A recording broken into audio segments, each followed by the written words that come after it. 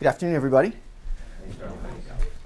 Thanks for showing up today. Appreciate that. And hopefully this will be as painless as Paul promised.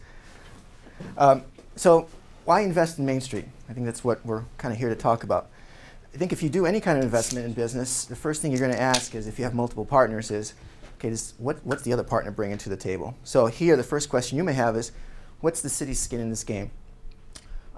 We've partnered in terms of economic development and capital projects in the downtown for decades, actually. But over the last several years, we've really done a lot more. Some of the ones that we've done are really nearby, actually. Capitol Commons building, this building here, the Smile building, the Bindery building, the Endicott Hotel. All those were public-private partnerships to one extent or another. So they had things such as tax increment financing, they had loans, they had tax relief. The city has a tax relief program where we can give up to 13 years of property tax relief if necessary for a project to make it work. And finally, one thing we did is we also built a 516-space parking garage, which I imagine some of you parked in today. And that garage, I would argue, but for that investment, none of the other projects that we just talked about would have actually happened. So, and since we're talking about parking now, another thing that the community's done in terms of making an investment is an investment by default, actually. How many people remember the overnight parking ban? It's a distant memory now. Look, only a few hands. That's great. Overnight parking, 90 years in the city of Concord, you cannot park overnight. The reason I mention it in this context is because we had heard from lenders, from real estate brokers, et cetera, that said, look, if you really want to make a livable downtown, you got to have a place for people to park their cars overnight at least. So council recognized that, eliminated that about 4 years ago. We also installed parking kiosks, again, meeting a demand from the consumer who said, who carries quarters? I mean, seriously, who carries? I said that in the paper and I got criticized, actually. But very few people nowadays carry quarters, and so the notion of being more flexible and more consumer-oriented. We also, when we look at downtown, we don't just think of Main Street, although Main Street is a critical asset. We think of all the way up to where you are, actually Horseshoe Pond. And the extent of that means, you know, people technically could be at Horseshoe Pond working at Delta Dental, for example, one of the other businesses, or at the conference center, and want to make a connection to here. You know, wouldn't it be great if they could walk here? But you know what the story is, Horseshoe Pond. You can all see it, but you can't really get there from here. And so what we're talking about over the years was making that connection with Store Street, enhancing our downtown. We've just purchased last year the former Agway property, and we're starting conversations up on the one remaining piece of land we need to make that road happen. We also did a bunch of other things, but for an essence of time, I won't get into all the details there, but there's been a lot done. Despite that, however, the downtown still has significant needs. The primary need is pedestrian safety. I'll imagine a lot of people in this room have done sort of this running of the gauntlet across Main Street, where you do one of these. You walk in, first lane of traffic, you're okay. Car sees you. Next lane, kind of iffy. And that's been the story for years. We've had near misses and some unfortunate crashes. So it's been a very key need for the community. Accessibility. On the west side of Main Street, through a significant part of Main Street, there's a double curb. Double curbs don't signify accessibility, the exact opposite. So that's something that we need to address. Sidewalks. Portions of Main Street sidewalks are very narrow, other portions are in a state of disrepair. Multimodal access. Folks may not know what this means, multimodal access, but what it is basically is, how many means can you have to transport a person? So is it pedestrian access, bicycle access, public transit, or vehicular? And that's something that a livable community has all of those elements. And I include this picture here. It dates back, I think, late 1800s, early 1900s. It's great because it's like the perfect multimodal access picture. It's got bikes. It's got trolley, public transit. It also has a horse. So it has a little bit of everything. It's from Concord's downtown. So we want to get to that, perhaps without the horses. Improved signage is another need. Downtown, we had heard for years also about the notion that I get to downtown and I can't figure out where I'm going. Where's parking? Where are the amenities? How do I get to Eagle Square, et cetera? So that's something that we have to address. If you manage to address all those issues, what you've done is you've created livability, or enhanced livability.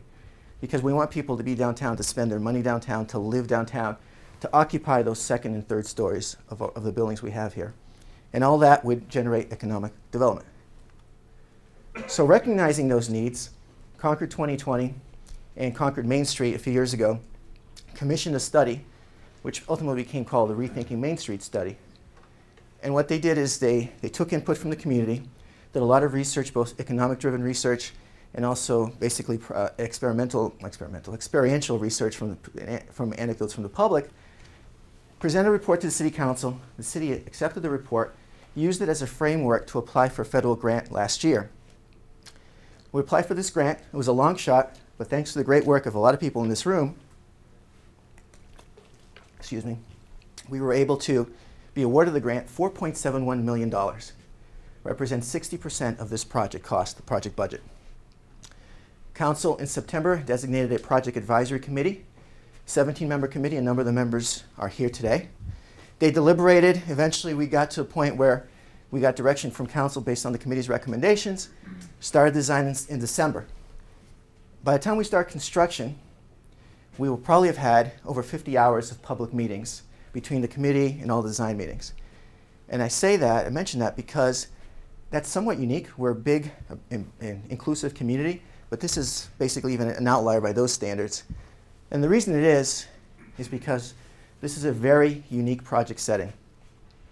Concord's Main Street, it's not just our Main Street, it's New Hampshire's Main Street. That's the way we've termed it in our application. That's the way we've termed it throughout this discussion. People come here because we're the seat of government, we're the state capital. They come here to basically practice their rights as citizens. And while they're here, we hope they shop and eat in our restaurants. We have nearly 200 stores and restaurants in the downtown area, dozens of law firms. Little known fact, 15,000 people work within 1 mile of our Main Street. And Main Street is also the home of probably our biggest cultural institutions. So the Capitol Center for the Arts, Eagle Square, Red River Theater, where we are right now, Bicentennial Square. We have an arts market, farmers market, etc. So we have the working community. We have some cultural institutions, obviously, like I just said. But what we've heard over and over and over again is that our downtown, it's a working downtown. And that's a good thing. Working downtown is a good thing, provides stability. It's one of the reasons why Concord was ranked #1 in terms of economy in the country last year. But when we were doing our deliberations, we also heard, wouldn't it be great to be a little bit like Portsmouth also? In the sense everybody calls Portsmouth a destination. Concord's a working downtown, Portsmouth's a destination downtown. And I think that this project actually can get us to be a destination downtown in addition to maintaining our working roots. And how do we do that? We do it with this project and some of the items that are included. So, for example, one of the key things that you'll see, you've probably seen on this illustration, is a change from 4 lanes, which you talked about, pedestrian safety, 4 lanes to, depending on how you call it, if Steve probably refers to it as Super 3 or Super 2 or the Dupree Expressway. That's the critics. I call it a modified 2-lane roadway. What that is, today you've got very narrow lanes, 4 lanes, but they're very narrow, about 11 foot wide. You'd have 2 15-foot wide lanes. You'd have space for bicycles, space for parking, and you'd also have a traversable cobblestone median. Actually, you can see it here, and you'll see it on some of the slides. What that would mean is you'd have plenty of space to maneuver around cars if they're trying to get in parking spaces, and if there's loading, etc. So you're not going to be stuck in traffic. But it narrows the road down, so it helps from the pedestrian perspective. Wider sidewalks. If you've ever visited really cool cities, what you consider really cool cities, one of the themes that they probably all shared is outdoor dining, good use of outdoor space. Because people want to be where other people are. If you drive by, you see a lot of people outside, you might think, gee, I want to stop here. I want to eat a meal here. And so that's obviously something that's very critical to this project. Heated sidewalks. 3 days ago, heated sidewalks would have been a really cool thing to have. One, we were just talking, Peter Thompson was just saying, hey, wouldn't it be great if we didn't have the snow? Your city budget must have taken a hit. I'm sure it did. But if you have heated sidewalks, you wouldn't have to plow the sidewalks, so it would be one less expense. Also easier on the merchants and the people using the offices. Accessibility. We'd be eliminating the double curb. The project also would eliminate all accessibility issues in the public right-of-way. Lighting. Basically, lighting equals comfort, safety, illuminates, by its very nature, illuminates also some of the features of our downtown. Street furniture, really cool street furniture, which you'll see from some of the illustrations. Landscaping. We've got some landscaping today. It's hard to find, but volunteers do some landscaping today. Like a lot of things that we do, It's not done quite the right way, not because of the people are volunteering, but because, for example, there's no irrigation. So if you want to irrigate your landscape, you carry these huge jugs of water. So it's a disincentive for people to really take care of that and to do it right. We're going to have landscaping, and it's going to be irrigated. How's that for a novel concept? Public art. We're very fortunate in Concord to have a great creative industry. Between all the institutions I mentioned earlier, Community Music School, Kimball Jenkins Art School, etc., we have a lot of cool things that can be basically highlighted through our public art program. And we've designed public art spaces as part of this project. And then lastly, one of the things that our designers have put in is an interactive water feature. There's actually a picture of one here. What this is, if you've ever gone to the Rose Kennedy Parkway, or Greenway it is in Boston, they have one. Downtown West Palm Beach has one as well. It's a place for families primarily, but people on their lunch break will sit there as well. Families love it though. Kids go, they play an interactive water fountain. They can spend hours, thousands of people coming downtown, spending hours. And when they spend hours, again, they're going to be looking for something to do, something to eat, etc. So just to give you an understanding of what that would look like, see if I can point the laser in the right manner. Here's the State House Plaza. Here's an interactive water feature that's proposed. Additional landscaping, which doesn't exist today. Basically, if you look at this plaza today, it's barren wasteland of concrete. Some seating. This is the modified 2-lane arrangement. You can see the traversable median right here, 6-foot wide cobblestones. You can drive over it if you needed to. You still have parking. Here's some landscaping here, trees, planters. They're actually graded planters. This is what we call sort of the furniture zone. You can have benches in here as well. And again, just all up and down the corridor. We talked about the outdoors. Again, sort of outdoor spaces using for dining or for other just people interacting. So Phoenix Avenue. Phoenix Avenue, you're probably familiar with Phoenix Avenue. It's really kind of a glorified alleyway today. We are proposing to close it for vehicular access, but we would leave it open for public access, for pedestrian access, I should say. Excuse me. And create this little pocket park right here. You'll also notice the clock. This is the same clock. The design team is proposing to move it from Eagle Square down to this Phoenix Avenue area. And partly the reason to do that is because where it is in Eagle Square, it basically covers up a great piece of art, which is the tree sculpture that's there. And it would potentially fit better here. Need to work on the logistics of making that movement. This is another key element. Also see these bump outs, again, added space for the public. And the crosswalks, as I noticed here, the crosswalks become much shorter. Opportunities for public art. This is actually the corner of Capitol Street and Main Street. The public art, by the way, the art itself is not included as part of this project. We're creating spaces for it, and we're going to have a process to incorporate it. So this is just a stock representation of what it could look like. So having said all that, if we want to accomplish all of this, it takes investment. So you may be asking, okay, well, it takes investment. Why should I do this? Well, this is truly a once-in-a-generation opportunity. I say it's kind of cliche. People probably tell you that all the time when they're trying to pitch you something. Hey, you can't pass this up. It's too good to be true.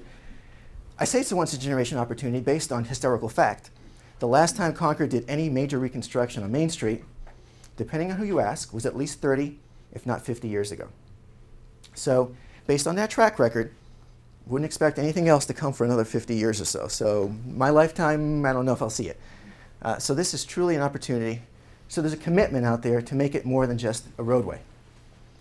If the City of Concord was going to do this as we do other road projects, simple road projects, what you'd see out there would just be resurfacing of Main Street, maybe some repair to some of the sidewalks, and that would be about it. That's a typical road project for the City of Concord. This is much more ambitious because it's seen, again, as an economic development tool. And our grant application was actually premised on the fact that this was based on economic development. And not only that, it was premised on the fact that we had talked about this for years through Concord 2020 and Main Street. And when they were doing their research, they had found out people had said, yes, if you're going to do the project, make it much more ambitious. Make it truly a project that people will remember. And if you do that, fellow citizen, I'm willing to invest in the project. So that's why we came up with the 20%. So the project is, 20% premise from the private sector, 20% from the city, 60% from the federal government. In case you're wondering, gee, is this unprecedented? Has this ever been done in Concord? I'd say yes, it has. In fact, there's a long history of it. Going far back as at least the late 1800s, the city had what became known as something like a water subscription program. So you see here, this is Main Street. It's all dirt. See the horse pulling the barrel of water? They were keeping the dust down. Again, keep the dust down so it doesn't get into your goods, doesn't get into your offices, so people want to come downtown and not could be covered in dust. This was paid by the private sector through a subscription back in the late 1800s. Now, more recently, the private sector has done through the CDFA program, they've done the Capitol Center for the Arts renovation, Grapponi Conference Center. Now, the Conference Center is part of overall Horseshoe Pond revitalization. There's an abandoned lumberyard property that had a value of less than $3 million. Today, that whole property is valued at over $50 million. Again, thanks to investments or projects like the CDFA and people like you in this room. Red River Theater, CDFA project as well, New Hampshire League of Craftsmen, and the new Friendly Kitchen. Since I just talked about the Capitol Center for the Arts, I just wanted to give you this last slide, which indicates what it would look like right outside of the Capitol Center for the Arts. And with that, I would also leave you with the website. This is our project website. Any information, any presentations, reports are all on there, and any new meetings are advertised on this website. Thank you.